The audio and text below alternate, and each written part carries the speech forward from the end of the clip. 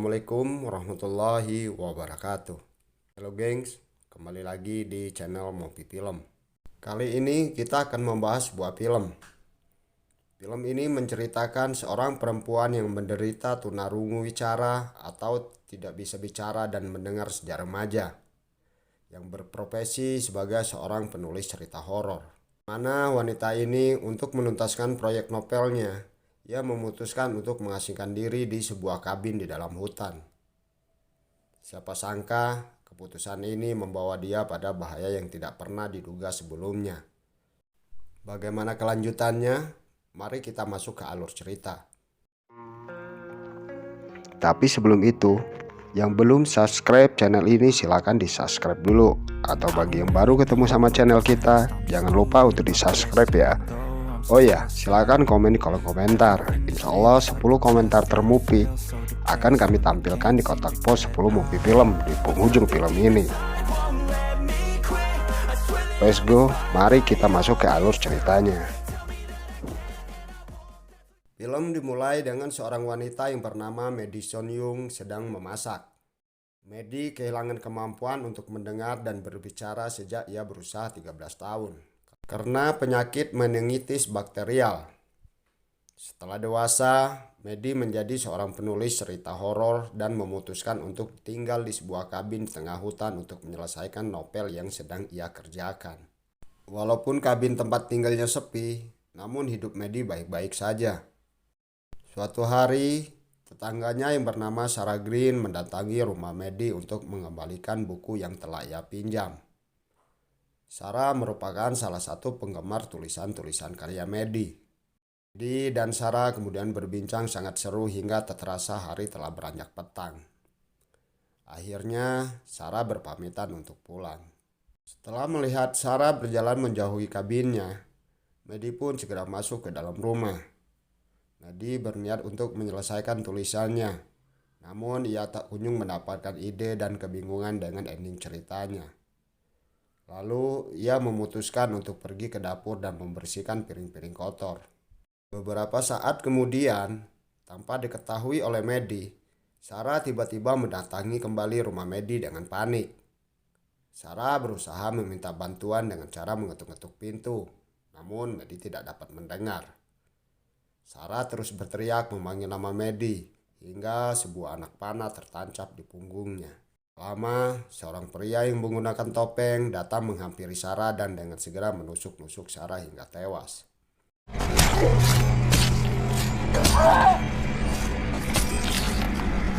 Lihat Medi yang tidak menoleh sedikit pun ke arahnya dan Sarah membuat pria itu kebingungan.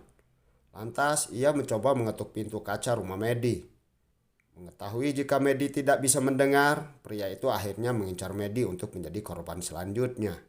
Setelah selesai membersihkan rumah, Medi kembali membuka laptopnya dan mulai melanjutkan novel yang ingin segera ia terbitkan.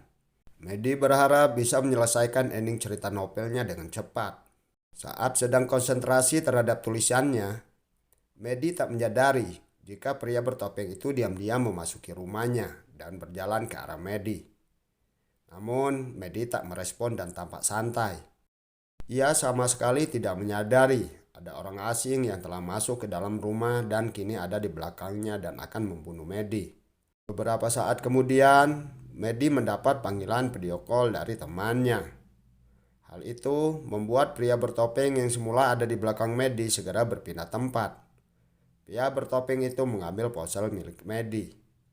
Saat sedang berbincang, temannya mengatakan jika ada seseorang di belakang Medi. Namun, Medi tak mempercayainya dan berkata mungkin itu adalah kucingnya. Panggilan video call pun berakhir dan Medi masih belum menyadari jika dirinya dalam bahaya. Ia segera mencari kucingnya namun tak kunjung menemukan keberadaan kucing itu. Akhirnya Medi kembali membuka laptopnya sambil duduk di sofa.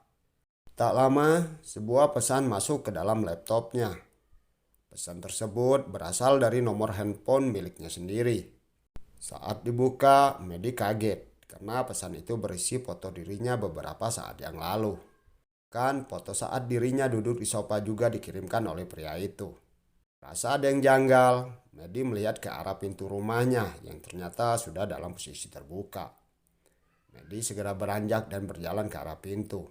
Itu sampai di depan pintu, Medi melihat pria bertopeng sedang berdiri sambil memperlihatkan handphone Medi yang telah ia ambil tadi. Medi yang merasa takut dan tahu dirinya terancam, ia bergegas mengunci pintu. Melihat itu, pria bertopeng pun tak tinggal diam.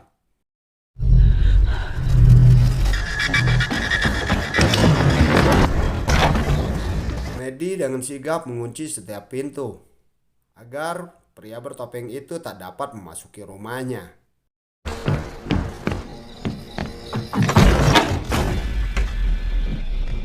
Saat semua pintu telah ia kunci, Medi segera mencari pertolongan.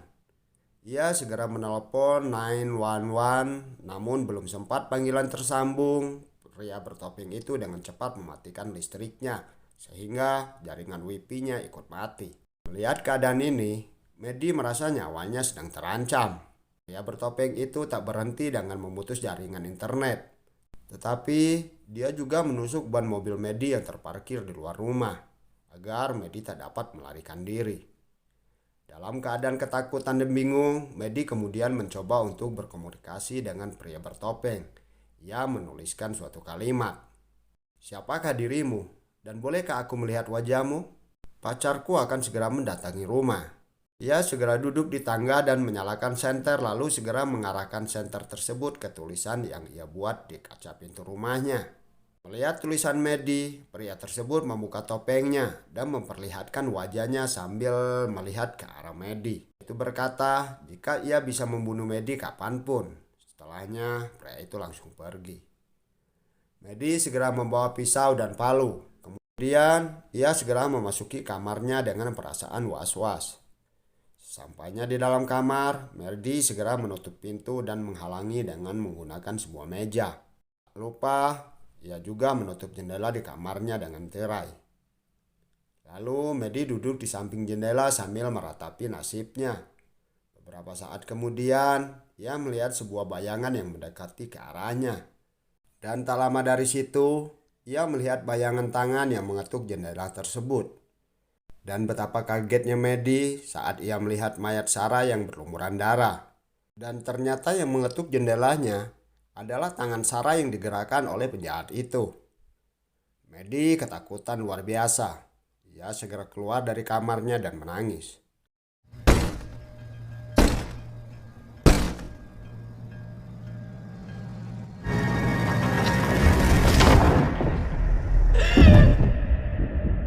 Lalu Medi teringat bahwa Sarah menyimpan handphone di saku belakang celananya. Medi mencoba untuk mengalihkan perhatian pembunuh itu dengan menyalakan alarm mobilnya. Saat mendengar suara alarm mobil Medi, pria itu kebingungan dan segera memeriksa mobil tersebut. Pria itu menuju ke arah mobilnya. Medi kemudian bergegas membuka jendela kamarnya dan mencari handphone milik Sarah. Berhasil meraih mayat Sarah, ia segera mencari handphonenya. Namun belum sempat Medi menemukan handphone milik Sarah, tiba-tiba saja pria itu datang menghampiri Medi. Melihat itu, Medi dengan cepat menutup jendela kamarnya. Namun sayangnya pria tersebut berhasil menahan jendela itu. Medi mencoba sekuat tenaga menahan agar pria itu tidak masuk ke dalam rumahnya. Menyadari tenaganya tak sebanding dengan pria psikopat tersebut, Medi kemudian mengambil palu dan melukai tangan pria itu.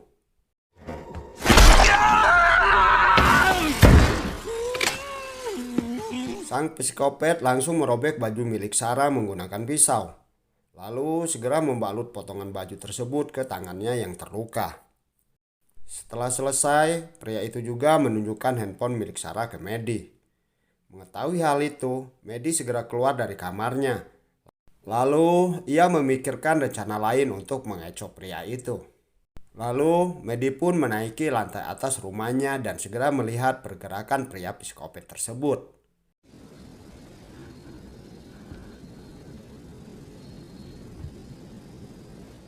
Lalu ia keluar dari jendela dengan membawa sebuah senter. Sesampainya di atas genteng, Medi kemudian membuang senternya untuk mengecoh pria tersebut. Ketika psikopat itu terkecoh dan beranjak mendekati senter yang dibuang oleh Medi, Medi langsung berjalan menyusuri genteng dan menuju sebuah tangga untuk turun. Namun, Lagi dan lagi, pembunuh itu datang dan memanah Medi tepat mengenai paha Medi. Medi segera mencabut panah itu dan merasa kesakitan. Pria itu pun kemudian menaiki tangga karena ia berpikir Medi terkena panahnya. Sampainya di atas, ia segera meletakkan panahnya di genteng. Namun, setelah dia meletakkan panahnya, Medi langsung mengambil panah miliknya. Kemudian memukul pria itu hingga membuatnya jatuh dan mengalami kesakitan.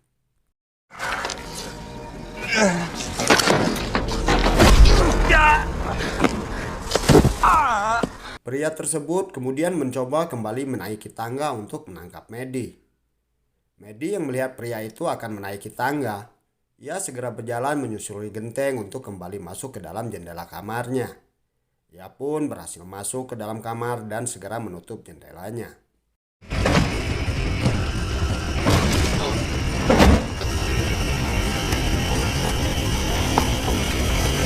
Lama, pria tersebut terlihat menatap Medi dengan wajah kesal karena Medi mengambil senjatanya.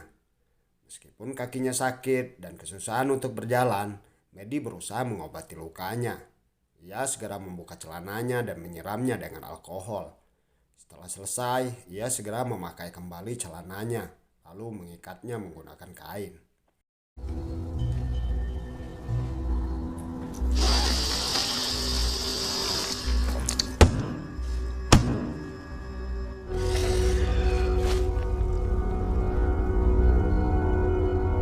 Saat kemudian, terlihat seorang pria sedang mengetuk pintu rumah Medi untuk mencari Sarah.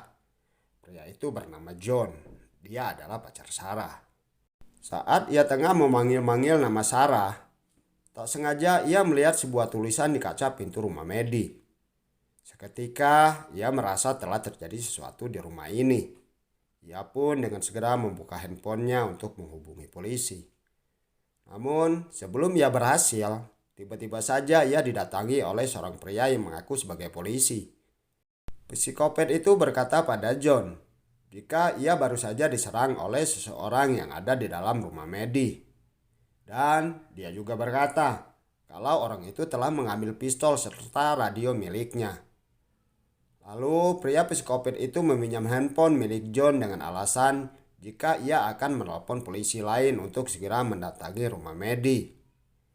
John melihat ada darah di tangan pria itu. Ia pun langsung menanyakan hal tersebut. Setelah ia bertanya perihal tangan pria itu, John pun lalu meminta handphone miliknya. Psikopat tersebut mengembalikan handphone miliknya. Sebuah anting milik Sarah jatuh dari saku baju psikopat tersebut.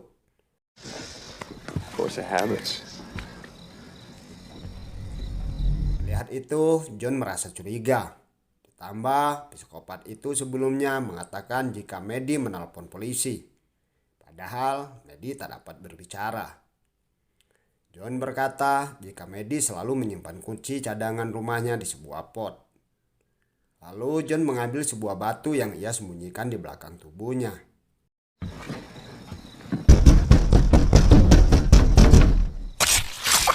Saat John akan memukul pria itu, tiba-tiba saja Medi memukul kaca pintu, sehingga John segera melihat ke arah Medi. Hal tersebut dimanfaatkan oleh pria psikopat untuk menyayat leher John sehingga membuat John tersungkur dan mengeluarkan banyak darah. Namun, John berusaha melawan sang psikopat tersebut, pun tenaganya telah mulai melemah. John pun meminta Medi untuk segera berlari, selagi ia menahan psikopat.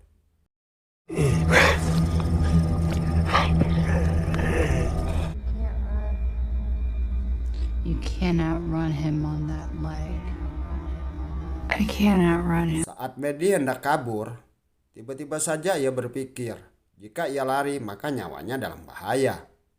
Dan benar saja, tak lama John yang kehabisan darah pun akhirnya tewas. Sehingga sang psikopat tersebut dapat dengan mudah membebaskan dirinya dari cengkraman John. Tak lupa, ia membawa barang-barang berharga milik John. Saat sedang merokok, psikopat itu melihat seekor kucing peliharaan Medi. Dia berniat untuk membunuh kucing itu. Namun, tiba-tiba saja sebuah panah tertancap di dada atas sebelah kirinya. Psikopat itu segera berlari menghampiri Medi yang akan memasuki rumahnya. Namun, Medi tak sengaja menjatuhkan anak panah di depan pintu. Saat ia akan mengambilnya, si psikopat dengan segera menutup pintu dan menahannya sehingga tangan Medi terjepit. Ia juga menginjak tangan Medi sampai berlumuran darah, hingga Medi menangis kesakitan. Setelah dirasa cukup, si psikopat segera menghentikan aksinya. Medi pun segera menutup dan tak lupa mengunci pintunya.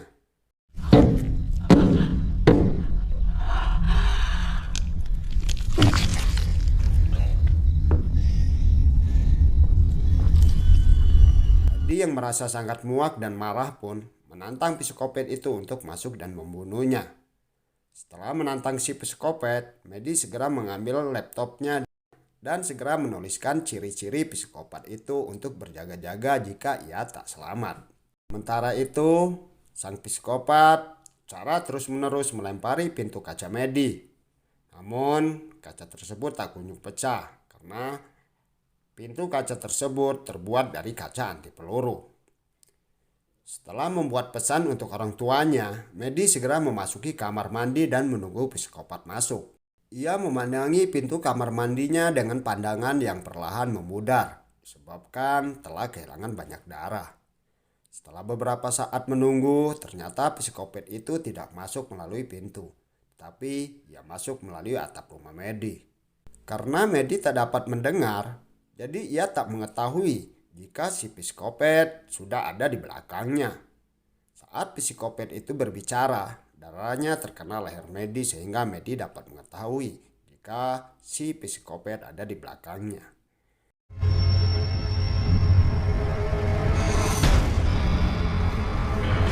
Saat psikopat itu akan membunuhnya, Medi dengan segera berbalik arah dan dengan cepat menusuk pisau yang ia pegang ke kaki psikopat.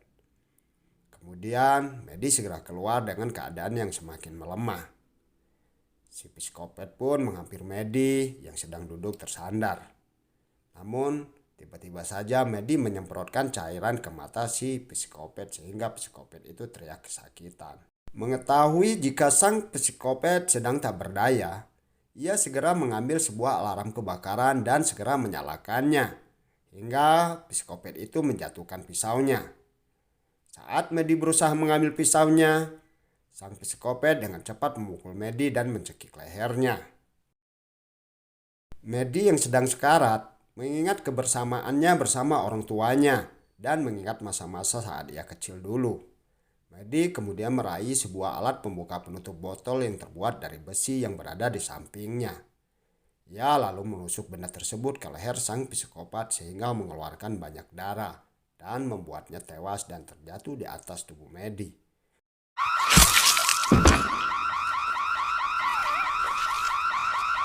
Beberapa saat kemudian polisi pun datang ke rumahnya. Siga polisi India film pun selesai.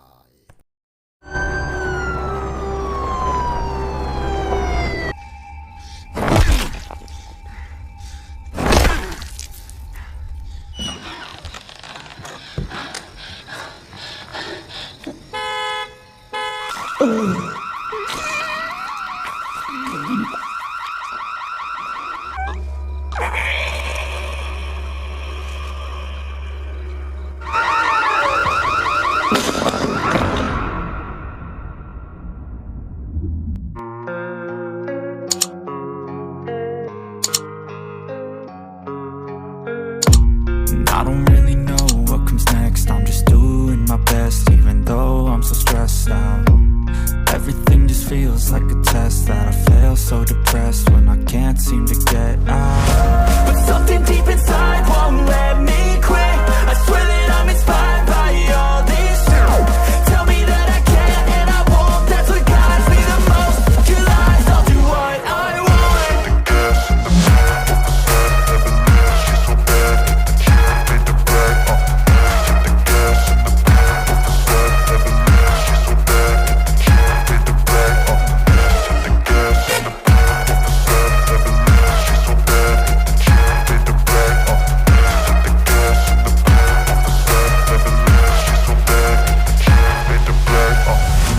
I'm inspired by thirst, I'm inspired by worth.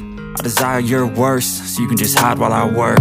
I ain't tired, you first. I'll write a second, third verse about the lies you go disperse. You never did shit, I know it hurts, but something deep inside won't let me quit.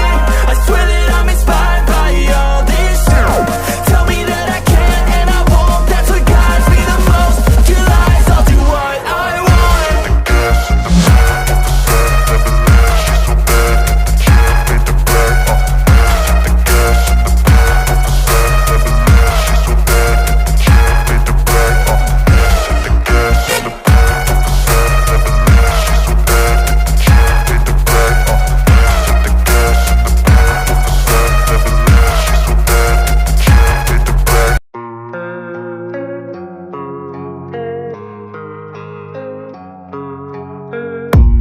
I don't really know what comes next. I'm just doing my best, even though I'm so stressed out. Everything just feels like a test that I fail, so depressed when